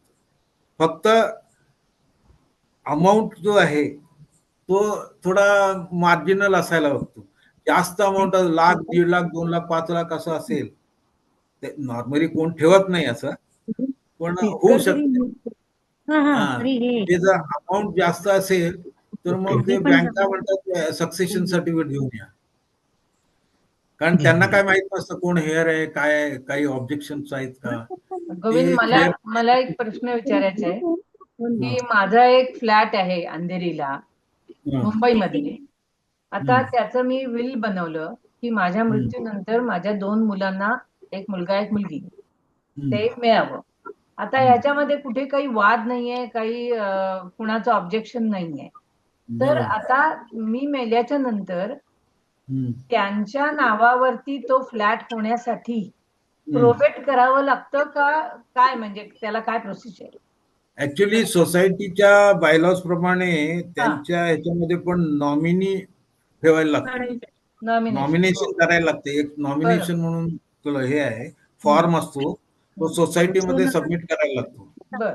आणि जर ते नॉमिनेशन असेल तर सोसायटी त्यांच्या नावावरती करू शकते. ओके. हा, पण पण हल्ली हल्ली काय झालंय, बऱ्याच सोसायटी ते ऍक्सेप्ट करत नाहीये. ते हा आस्किंग ऍक्सेप्ट फॉर करतात. बरोबर आहे. पहिल्यांदा सोसायटीवाले करायचे, कारण सोसायटीमध्ये ऑफिस बेअरर्स 7 किंवा 8 असतात, त्यांना कुठे कामाला असतात, त्यांना वेळ नसतो, आणि हे कायदेशीर ह्याच्यामध्ये त्यांना डोकं घालायचं नसतंय. म्हणजे नॉमिनेशन आहे ना, मग नॉमिनेशनच्या नावावर, नॉमिनीच्या नावावर करतात. Okay. Provided you submit death certificate and एक फॉर्मॅट आहे, तो फॉर्म भरून डेथ सर्टिफिकेट लावून दिला तर तुमचं जर नॉमिनी म्हणून नाव असेल तर तुमच्या नावावरती होऊ शकतं. पण हल्ली हल्ली हा एक प्रॉब्लेम तयार झालाय की सोसायटीवरती पण या लोकांनी काही कायदे आणलेत, बंधनं आणलीत. ते म्हणतात आता तुम्ही प्रोबेट घेऊन या. म्हणजे त्यांना माहित नसतं की तुम्ही वारस आहे, ते माहित असतंय, पण इतर आता आणखीन कोणी वारस असतील, नंतर केल्यानंतर, ट्रान्सफर केल्यानंतर काय ऑब्जेक्शन आले, हा एक पण विल आहे ना, विल केलेलं आहे. विल केलेलं आहे, हा विल केलेले आहे, नॉमिनी पण आहे. हा. पण आता नवीन कायद्यामुळे प्रॉबेटसाठी ते मागणी करतात. तसं बघितलं तर आता चिकार सोसायटीमध्ये नॉमिनेशन असतं, आईच्या नावावरती असते किंवा वडिलांच्या नावावरती, ते हयातीत नसताना मुलाला फक्त एक ऍप्लिकेशन सबमिट करायला लागते सोसायटीला. ते अॅन्युअल जनरल बॉडी मीटिंग मध्ये ठेवतात आणि अप्रूव्ह करतात आणि तुमचं नाव चेंज करतात. आणि ते शेअर सर्टिफिकेट जे असते त्याच्या नावावर, ते आई वडिलांच्या नावावरती असते, ते मागच्या बाजूला त्या मुलाचं नाव घालून ट्रान्सफर करतात. दुसरा एक आतापर्यंत प्रश्न, हा प्रॉब्लेम नव्हता. या आता संबंधी हल्ली मला दुसरा एक प्रश्न विचारायचा आहे की हे प्रोबेट वगैरे सगळं जरा कटकटीचं आहे, आणि मी म्हंटल जसं माझ्या मुलांना याच्यात वेळच नाहीये. तर समजा मी गिफ्ट डीड केलं, म्हणजे समजा दोघांच्या किंवा एकाच्या नावावरती, की माझ्या मृत्यूनंतर नाही, म्हणजे जिवंत असतानाच मी गिफ्ट दिलं, तर मग ती सोसायटी त्याच्या नावावरती करते ना फ्लॅट तो? करू शकतो. हा गिफ्ट डीड हे वेगळंच आहे. हा. गिफ्ट पण डीड मग ही ते संकल्पना is that an easier way of transferring the property? Easier way आहे. हा, आपल्या हयातीत जर गिफ्ट डीड केलं करेक्ट. आणि ते जर सोसायटीमध्ये ऍक्सेप्ट केलं. सबमिट केलं हा तर ते होऊ शकतं. हा फक्त त्याला काय, ड्युटी पण त्याला फार कमी आहे हा हा. गिफ्ट डीडला. आता नॉर्मली जे स्टॅम्प ड्युटी भरायला लागते ती तेवढी नाहीये, तर चिकार लोक कमी असं आहे. करतात ती की ऑल्सो गिफ्ट मला डीड वाटतं करतात. कुणाच्या नावानी आपण गिफ्ट डीड बनवतो त्याचं जे रिलेशन आहे त्याप्रमाणे ते पर्सेंटेज काहीतरी बदलतं असं मी ऐकलं. नवरा बायको मध्ये जर का असेल तर त्याला काहीतरी ड्युटी कमी लागते, पण म्हणजे 1 का 2% आणि मुलांना असेल तर ते म्हणजे मुलगा किंवा मुलगी असेल तर त्याला त्याच्याबद्दल काय सांगू शकशील का? ते थोडंसं पर्सेंटेज जास्ती असतं असं मी ऐकलं. हो. मला वाटतं महिलांच्या नावावरती जर असेल प्रॉपर्टी तर ते काहीतरी त्याच्यामध्ये टॅक्स कमी आहे.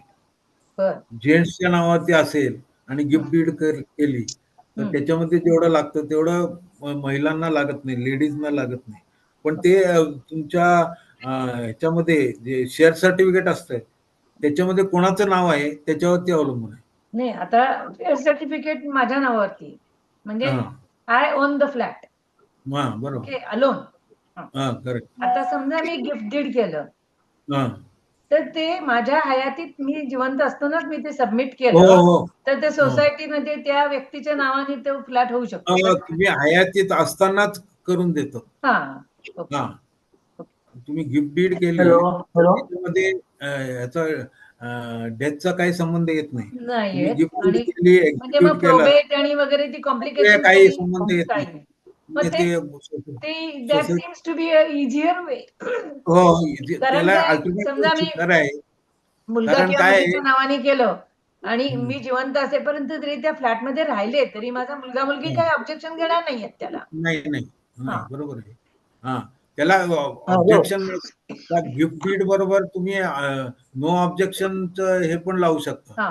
की बाबा माझा एक मुलगा आहे, मुलगी आहे, ही मुलीला द्यावं आणि मुलाचं नो ऑब्जेक्शन सर्टिफिकेट त्याला अटॅच करून तुम्ही गिफ्ट डीड बनवू शकता.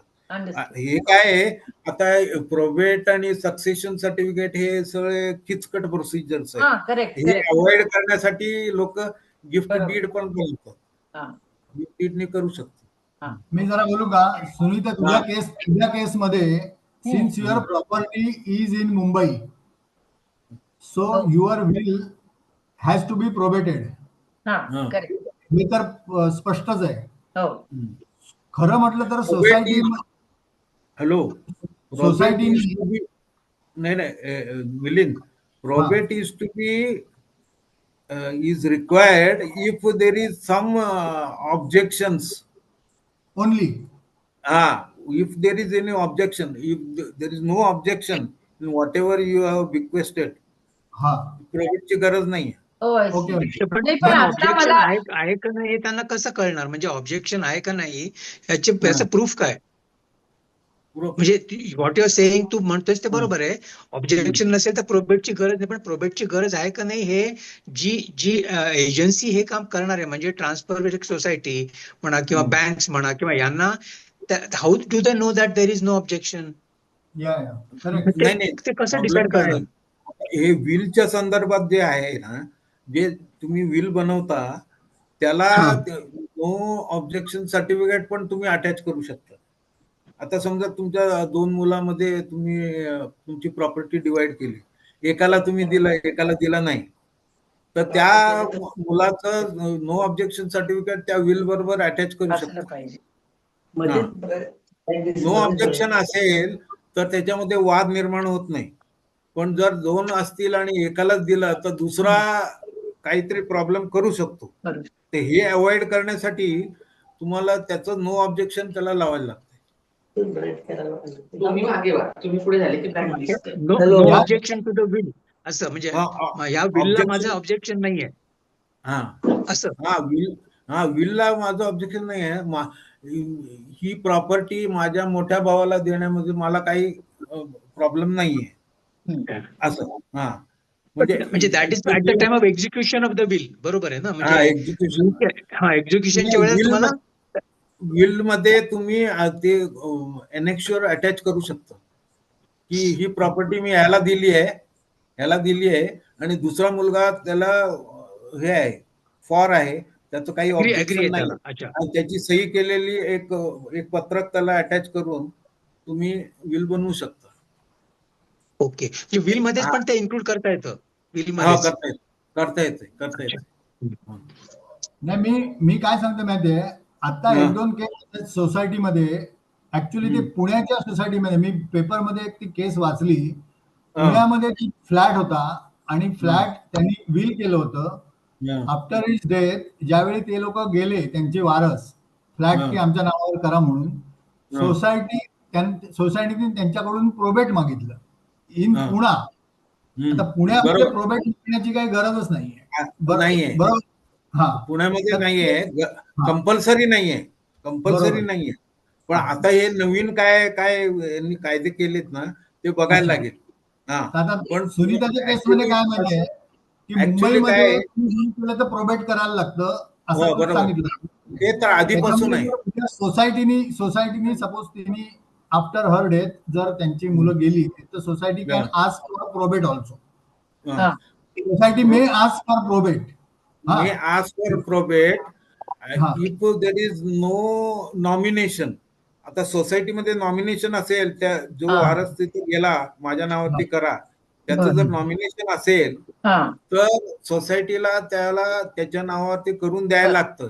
आता प्रोबेटची जर गरज असेल तर सोसायटी तुम्हाला एक कालावधी नेमून देतो, 1 वर्ष 2 वर्ष, याच्यामध्ये तुम्ही प्रोबेट आणून द्या, तोपर्यंत तो फ्लॅट त्याच्या नावावरती राहतो. प्रोबेट दिल्यानंतर मग ते फायनल होतं. म्हणजे नॉमिनेशन जर असेल तर सोसायटी पोझिशन देत नाही किंवा नावावरती घालत नाही, असं काही होत नाही. नॉमिनेशन असेल तर द्यायला लागते. फक्त तुम्हाला ते प्रोबेट जर त्यांना गरजेचं असेल तर ते तुम्हाला टाइम देतात, बाबा आता तुमच्या नॉमिनेशन प्रमाणे मी केलेलं आहे. कारण सोसायटीमध्ये हे सगळं कायदे कानून हे करण्यासाठी कोणाला वेळ नसतो, त्याच्यामुळे नॉमिनेशन आहे ना त्याच्याप्रमाणे देतात. मग तुम्ही प्रोबेट घेऊन या, मग ते फायनल करतात. कारण कधी गोविंद, मला काय विचारायचंय की काही सोसायट्या प्रोबेट मागत नाहीयेत आणि ते तसेच करून टाकतायत काही, बरोबर आहे ना, आणि काही लोक मागतायत. तर इज द डिसिजन सपोज ज्या सोसायट्यांनी प्रोबेट न मागता ट्रान्सफर करून टाकले त्याचे काय आले ऍप्लिकेशन प्रमाणे, तर ते वैध आहे ना, is it still legal or not? एकदा सोसायटीकडून मान्यता मिळाल्यावर मग त्याच्यात काही प्रॉब्लेम येत नाही. आणि हे जे आहे आता हे नवीन कायद्यानुसार हे सगळं नवीन झालेलं आहे, त्याच्यामुळे सोसायटीमध्ये पण कन्फ्युजन आहे. आधी तर नॉमिनी आहे त्याच्या नावावरती होत होतं, आता हल्ली हे सगळं प्रॉब्लेम चालू झालाय. तर ते असलं जरी प्रोबेट रिक्वायरमेंट असेल तरी सुद्धा नॉमिनी जर असेल तर त्याला वेळ दिला जातो किंवा एवढ्या वेळात तू प्रोबेट घेऊन ये, मग तो प्रोबेट आणल्यानंतर फायनल होते. पूर्वी कसं होतं, नॉमिनी असलं की डायरेक्ट शेअर सर्टिफिकेट मध्ये डेथ सर्टिफिकेट सबमिट केलं आणि ते अॅन्युअल जनरल बॉडी मीटिंग मध्ये ठेवून सगळ्यांचे हे घेऊन अप्रुव्हल घेऊन ते करायचे. आतापर्यंत तर ती स्थिती होती. आता हे 1-2 वर्षात प्रोबेटच्या बरोबर ते लिगल हेअर सर्टिफिकेट जे काय असतं त्याला किती वेळ लागतो, म्हणजे after application? Legal hair certificate म्हणजे सक्सेशन सर्टिफिकेट. सक्सेशन, हेअरशिप म्हणतात. हेअरशिप सर्टिफिकेट ते साधारण 1-1.5 वर्ष तरी लागते. एवढं लागतात? हो. आणि त्याच्यामध्ये काय होतंय, तुमची पूर्ण संपत्ती त्याच्यामध्ये द्यायला लागते, पूर्ण संपत्तीचं विवरण त्याच्यात द्यायला लागते. मग ते जे लोक सक्सेशन सर्टिफिकेट बनवून देतात वकील, ते त्याच्यावरती टक्क्यावरती मागतात. ते एक प्रॉब्लेम आहे. मग ते सक्सेशन सर्टिफिकेट मध्ये जेवढा इस्टेट जास्त तेवढा वकिलाची फी जास्त. आता पूर्वी लोक कमी पैसे घेऊन करायचे. आता मी पण काही काम कोर्टामध्ये कामं केली, 15,000 20,000 मध्ये केली. तीच केसेस त्याच टाईपचं काम आता 1.5 लाख मागतं, 1 लाख 1.5 लाख. मग त्याच्यामध्ये पण पर्सेंटेजवर घेतात ते, पर्सेंटेजवर घेतात. सक्सेशन सर्टिफिकेट त्याच्यासाठी लोक अवॉइड करतात, कारण त्या माणसाची संपत्ती किती आहे ते त्याला कळतं ना. बरोबर. एकच मिनिट, आताच्या चर्चेमध्ये मला असं वाटलं की सपोज सुनीताच्या केसमध्ये जशी मुंबईमध्ये प्रॉपर्टी आहे, भले तिच्या वारसांमध्ये देर इज नो डिस्प्यूट, आणि पण सोसायटी मे आस्क, सोसायटीचा भरोसा नाहीये सोसायटी मे आस्क प्रोबेट. आणि जर Probate. सपोज तिने आफ्टर हर डेथ जर विल मध्ये तिने जर केलेलं असेल तर society may ask probate. Correct. प्रोबेटला परत तुला प्रोबेट त्यावेळी करायचं म्हणजे वेळ पण जाणार, त्याच्यावरती 75,000 रुपये तर मिनिमम आताच्या रेट प्रमाणे 75,000 स्टॅम्प ड्युटी भरायला लागेल. ते सगळं आता मिनिमम नाही, मॅक्सिमम. मॅक्झिमम. आता ती मुंबईतली प्रॉपर्टी म्हणजे ती करोडमध्येच आहे, त्यामुळे ती 75,000 धरूनच चाला. तर थोडा खर्च करण्यापेक्षा best way is the gift deed. तेच मला पण तेच वाटतं. बरोबर आहे. मी विचारू का? मला विचारायचं, मी विचारू का? हॅलो. गोविंद. अरे मला एक विचारायचं असं आहे की समजा एक फॅमिली आहे, एक फॅमिलीमध्ये 4 भावंड आहेत.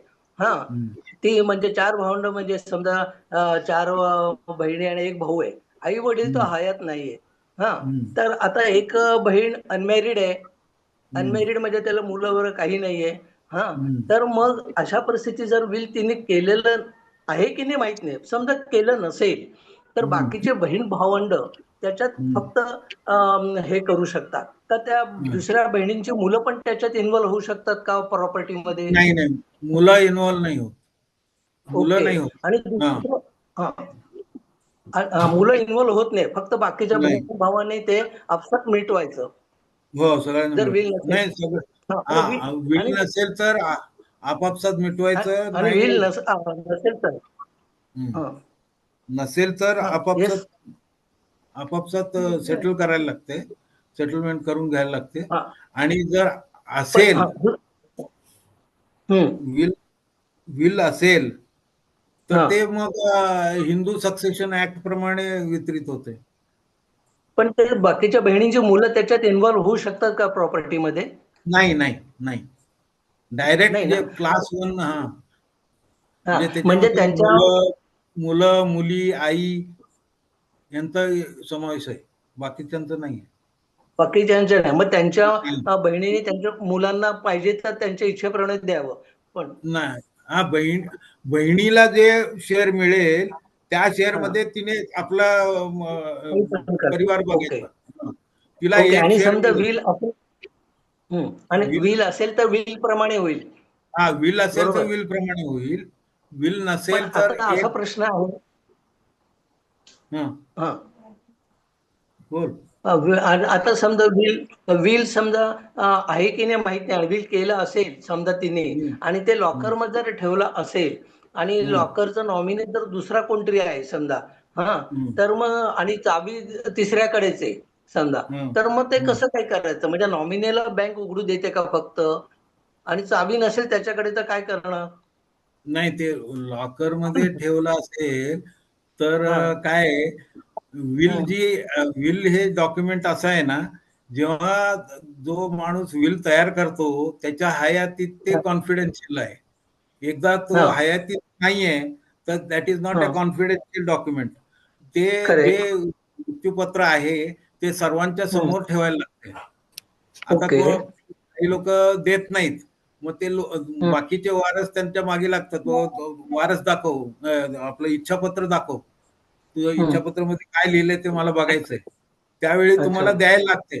तुम्ही असं म्हणू शकत नाही की ते कॉन्फिडेन्शियल डॉक्युमेंट आहे. Confidential, it was confidential Wien the testator was alive. एकदा टेस्टेटर मृत्यू पावला की मग ते कॉन्फिडेन्शियल डॉक्युमेंट नाहीये. ते डॉक्युमेंट काढून सर्वांच्या वारसांच्या समोर ठेवायचं. हे असं लिहिलेलं आहे, ह्याच्याप्रमाणे आम्ही हस्तांतरण करतोय संपत्तीचं. पण बाकीचे ऑब्जेक्शन काय घेऊ शकतात? बाकीचे ऑब्जेक्शन घेऊ शकतात का? बाकीचे ऑब्जेक्शन घेऊ शकतात का? ऑब्जेक्शन घ्यायचं झालं तर मग सगळं प्रॉब्लेम कोर्टातच जायला लागेल ना.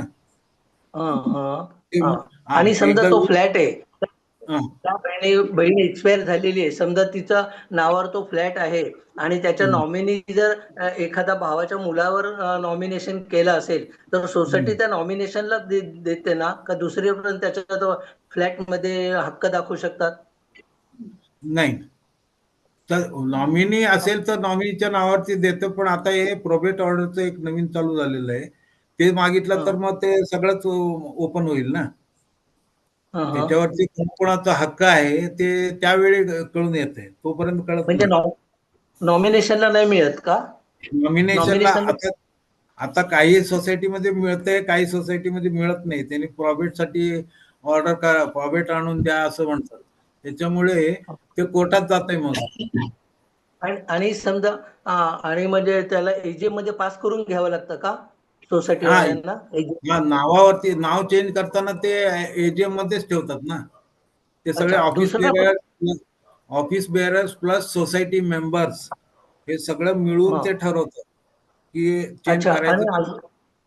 आणि मला असं आणखी एक विचारायचं आहे, तेव्हा आई वडिलांचे दागिने आणि एक्सपायर झालेल्या बहिणीचे हे सगळे दागिने लॉकर मध्ये आहेत, बरोबर? मग ते उघडल्यानंतर त्याची वाटणी कशी करायची?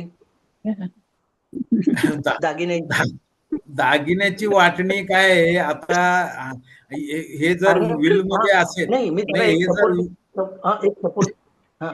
सपोर्टिंग तुला असं सांगतो, हे जर समजा वडिलांनी वडिलांनी समजा काही कागदावरती लिहून ठेवलं असेल आणि ऍक्च्युली पहिल्यापासून अशी म्हणजे एक आपल्याकडे रीत आहे की आई वडील गेल्यानंतर म्हणजे आई गेल्यानंतर बहुतेक दागिने असतात ते सुनेला मिळतात, बरोबर आहे?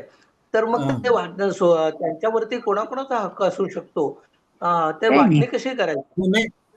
सुनेचा असू शकत नाही. सुनेचं कसं असेल?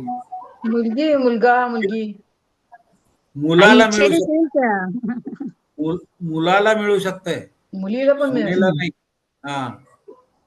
अच्छा, लॉकर मध्ये ठेवलेलं, आता त्याला विल नसेल तर मग ते इक्वली डिस्ट्रीब्यूट करायला लागेल सगळ्यांना.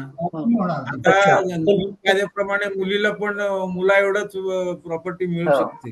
वडिलांनी जर कागदावरती लिहून ठेवलेलं आहे आणि साईन केलेली आहे की हे दागिने हे सुनेचे आपण द्यावे असं लिहून ठेवलेलं आहे, तर मग नाही, ते जिवंत असेल, विल बनवणारी व्यक्ती जिवंत असेल तर सुनेला देऊ शकते. अच्छा, सुनेला देऊ शकते, नाहीतर नाही. नलिनीला एक प्रश्न विचारायचा आहे. मला एकच बेसिक प्रश्न आहे की सगळ्याचं जर नॉमिनेशन असेल तर विल करणं किती जरुरी आहे? नॉमिनेशन आपण करतो ना जनरली, आता फ्लॅटचं नॉमिनेशन असतं, बँकच्या डिपॉझिटचं नॉमिनेशन असतं, सगळीकडे जॉईंट अकाउंट असतात, सगळं काही असतं. मग तरी सुद्धा विल करण्याची किती जरुरी, काय म्हणजे त्याच्यात फरक काय होतो? म्हणजे विल केल्याने काय फरक पडतो?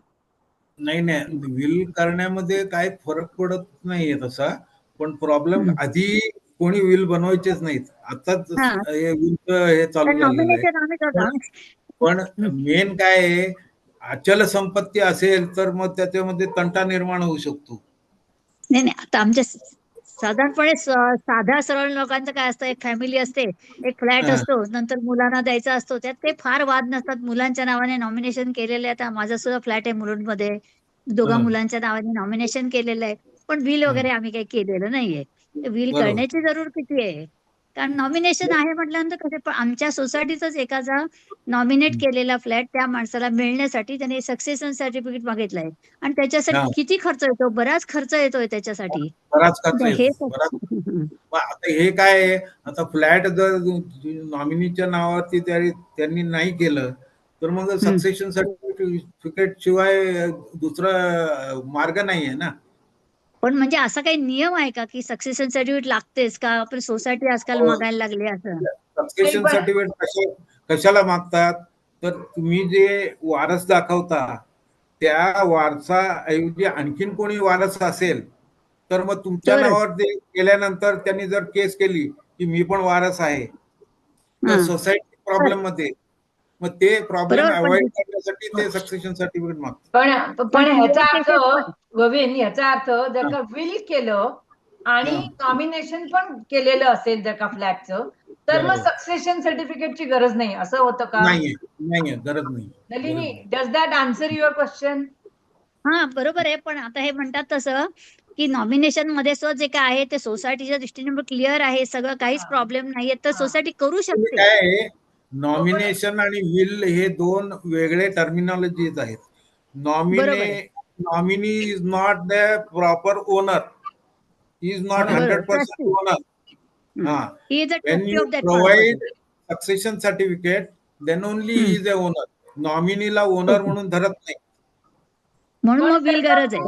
पण त्याच्यामुळे विल केलंस विल केलं तर होतं. मध्ये तू ज्यांना वारसदार सांगतेस तेच वारसदार जर का तू नॉमिनेशन सोसायटीमध्ये दिलंस तर मग सक्सेशन सर्टिफिकेटची गरज नाही. वारस म्हणजे म्हणतोस म्हणजे वारस म्हणजे नक्की कोण? दुसऱ्या बहिणीचा मुलगा पण त्याच्यात वारस होऊ शकतो का? नाही. आपला वारस म्हणजे आपली मुलंच असतात. त्याच्यापेक्षा दुसरं बाहेरचे वारस असू शकत नाहीत आपले. काही दुसऱ्या बहिणीची मुलं पण हक्क दाखवतात. तुम्ही ते जेव्हा कोणाला मुलबाळ नसेल तेव्हा दाखवत असतील. Only legal hairs. Legal hair. एखाद्याला कोणी मुलबाळ नसेल तर मग हे बाकीचे लोक येतात हक्क दाखवायला. बरोबर ना? करेक्ट. मुलं बाळ ज्यांना नाही आहेत त्यांनी प्रथम विल करावं. त्यांच्या इच्छेनुसार जे करायचं आहे ते त्यांनी विल मध्ये नमूद करायला पाहिजे. असं नाहीये की आपल्याला मुलं बाळ चिकर आहेत, संपत्ती चिकर आहे म्हणून विल करतो. ज्यांना नाही आहे त्यांच्यावरती बाकीच्यांचे अपेक्षा जास्त असतात. मला पण द्यावं. तर त्या लोकांनी आधी विल करायला पाहिजे. ज्यांना मुलं बाळ नाही आहेत त्यांना विल 100% करायला पाहिजे. म्हणजे ते काय आहे, जे हस्तांतरण होतं संपत्तीचं ते तुमच्या इच्छेनुसार होत. गोविंद, बँक अकाउंटच्या बद्दल मला एक प्रश्न विचारायचा आहे की एखाद्या मृत व्यक्तीचे बँक अकाउंट जर त्यांनी नॉमिनेट केलं नसेल काही तर वारसांना मिळवण्यासाठी काय मार्ग आहे? Succession certificate. दुसरा काही मार्ग नाही? नाही. दुसरं काही. आणि त्याच्यामध्ये गंमत अशी आहे, समजा काही अकाउंट मुंबईत आहेत, काही अकाउंट पुण्यामध्ये आहेत, तर मग सक्सेशन सर्टिफिकेट कुठून मिळवावं लागतं? सक्सेशन सर्टिफिकेट हे ऍक्च्युली कुठल्या बँकेत आहेत, कुठल्या गावी आहे ते बघायला लागेल. पण आता तुमचे 4-5 जागे जर असतील तर ते तुम्ही एकीकडे मर्ज करून सक्सेशन सर्टिफिकेट घेऊ शकता. बरं, ते कुठच्या ज्युरिडिक्शन मध्ये येतं? ऍक्च्युली हायकोर्टामध्ये येतंय. बँक ज्या सिटीमध्ये आहे आणि ती सिटी कुठल्या ज्युरिस्डिक्शनला अटॅच्ड आहे त्या तुम्हाला सक्सेशन सर्टिफिकेट मिळते. नाही, म्हणून मी म्हटलं की आता मुंबईत पण हायकोर्ट आहे, पुण्यात पण आहे. बरोबर आहे. तर मग मुंबईतल्या अकाउंटसाठी मुंबईचं पाहिजे, पुण्यातलं पाहिजे असं आहे का? तसं काही नाही आहे. पुण्यात तुम्ही केस केली आणि मुंबईमध्ये पण केस केली सक्सेशन साठी, ती पुण्याची केस तुम्ही मुंबईला ट्रान्सफर करून घेऊ शकता. बर.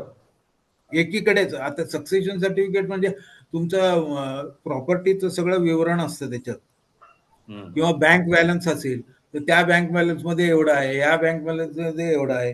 मग ते 2 सक्सेशन सर्टिफिकेट इश्यू होत नाहीत.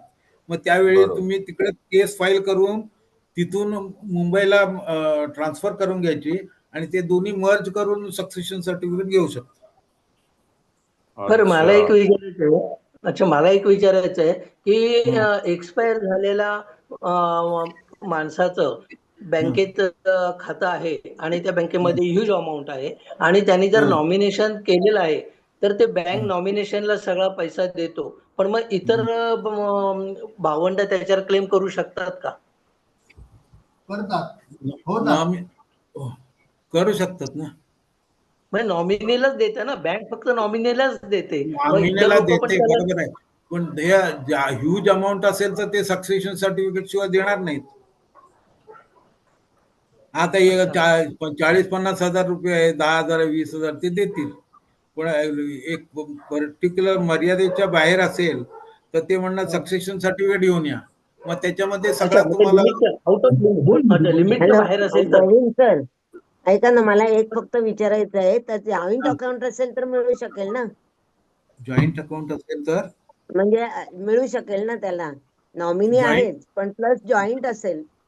आम्ही 3 जणांचं जॉईन केलंय. माझ्या मुलीचं, बरोबर. मिस्टरांचं आणि माझं. तर मग बरोबर. आम्ही नसताना मुलगी करू शकते ना ते, काय नाही करू शकणार. ऍक्च्युली बँकेच्या तिघही- नियमाप्रमाणे ते बरोबर आहे. आयदर तिघं हा, आहेत. मध्ये आपण सर्वांना 3 निघालं जणांचं पाहिजे. करतो, आम्ही 3 जणांचं केलंय मुद्दा म्हणून. नाही, तिघं आहे बरोबर तिथं आहे. असले तर काय प्रॉब्लेम नाहीये. नाही, एखादा तिघं ते- नाही, आम्ही नंतर पण निघायला मिळालं नसताना, पाहिजे. आम्ही नसताना. तुम्ही नसताना ते आपापच मुलीला मिळणार ना, कारण मुलीला हा, मुलगी मग मिळणार. जॉईंट तसंच अकाउंट मध्ये विचारते, आहेच. म्हणजे मुलगी ते हँडल करू शकते ना, म्हणजे असं म्हणजे नॉमिनेशन नाहीये, होल्डर आहे, प्रॉपर्टी होल्डर आहे, मिळालं पाहिजे ना. बरोबर आहे निलिमा? तीन जॉईंट मलाही अकाउंट तसंच असतील वाटतंय. तर सर्वायवरला मिळतंय, पण हा. ते अमाऊंट वरती आहे. अमाऊंट जर जास्त असेल तर त्याला पण ते सर्टिफिकेट घेऊन या म्हणून सांगतील. नाही, पण असं नाही, Nomination नाही, मला नाही समजा वाटत. ती बँकेच्या द्यावं लागेल. नियमाप्रमाणे अच्छा. असं होत नाही. तिला पण सर्टिफिकेट जॉईंट देऊन नंतरच अकाउंटच मिळणार. आहे. नाही, नॉमिनेशन पण जॉईंट असायला अकाउंट पाहिजे. असणार नाही. नॉमिनीला एक वेळ मागतील, पण नाही जॉईंट म्हणतात ते. होल्डरला नाही हा, मागू जॉईंट शकत. होल्डरला नाही पण मागत, जॉईंट ते आपोआप म्हणण्याचा मिळतं अर्थ त्याला. काय ना मग? जॉईंट होल्डरला नाही ते मागत नाही. मागत नाही, नाही. अच्छा. नाही मग त्या नियमाचा काय अर्थच नाही ना. आयदरवर सर्व म्हणतात, मग सर्वायवर आहे त्याला द्यायला हा, पाहिजे. मग त्याला कुठे 3 सक्सेशन आहे. जणांना आपण घेतो मुद्दा सर्वायवर म्हणून. और सर्वायवर्स असं असतं. हा. तेच इधर और Okay. सर्वायवर पण अच्छा. दोघांपैकी तिघांपैकी एकदम 2 वर अच्छा. गेले तर एक उठेल, त्याला ज्यावेळी मिळालं पाहिजे. तिघांचं joint account असलं ना, either पण ते or काय म्हणतात, survival- तिघं लाईव्ह असतील तर चालेल, लाईव्ह निलिमाने नसतील बरोबर, तर म्हणजे कसं? आपल्याबरोबर एक मुलाचं नाव लावलं आपण आपल्या सर्टिफिकेट आणि मध्ये, 2च कोणाचंही असतील मुलाचं, joint तर त्यांना ते account मिळालं either पाहिजे. or. 3 असतील तर आयदर और सर्वायवर और सर्वायवर्स. हा. बरोबर. त्याला काही Either- problem नाही. इधर और सर्वायवर्स ते जर असेल आणि तिघांचं जॉईंट अकाउंट असेल तर मग त्याला काय प्रॉब्लेम नाही. पण नॉमिनी पण असेल नसताना. प्रॉब्लेम आहे. अच्छा. ना मी काय म्हणतो, ते Nominal. ब्लॉक करतो तू जे सांगितलंस की बाबा सक्सेशन सर्टिफिकेट लागतं, मग तसं सक्सेशन सर्टिफिकेट मिळवण्याकरता त्या मृत व्यक्तीचं ज्या बँकेत जे काही असेल एफडीज वगैरे ते सगळं द्यावं लागतं का? हो, ते सगळं सक्सेशन सर्टिफिकेटच्या ऍप्लिकेशन मध्ये मेन्शन करायला लागतं. त्यांच्या नावावर ते कुठं कुठं प्रॉपर्टी आहे, किती बँक बॅलन्स आहे, काय आहे, ते सगळं मेन्शन करायला लागतं. आणि त्यांचे वारस कोण आहेत ते पण डिक्लेअर करायला लागते. ते आता एक सक्सेशन छोटा प्रश्न म्हणजे हा. बिल करण्याची प्रोसेस एक मिनिट, वारस त्याला कोण? समजा अनमॅरिड आहे, वारस कोणीच नाही, मग वारस कोण धरणार? भावाच्या मुलाला वारस धरू शकतं का? वारस कोणीच नाही. सांगितलं ना, तो क्लास 2 मध्ये, क्लास 2 वारस मध्ये येणार. अनमॅरिड आहे, अनमॅरिड व्यक्ती समजा एक्सपायर झाली, अनमॅरिड व्यक्तीला मुलं असण्याचा प्रश्न येत नाही. बरोबर आहे. बरोबर. हो. हा, म्हणजे त्याला क्लास 1 वारस नाहीये. हा, ज्यावेळी क्लास 1 वारस नाहीये त्यावेळी क्लास 2 वारस मध्ये येतात. मग त्याला भाऊ किती, बहिणी किती, भावाला मुलं किती, बहिणीला मुलं किती असं येतात.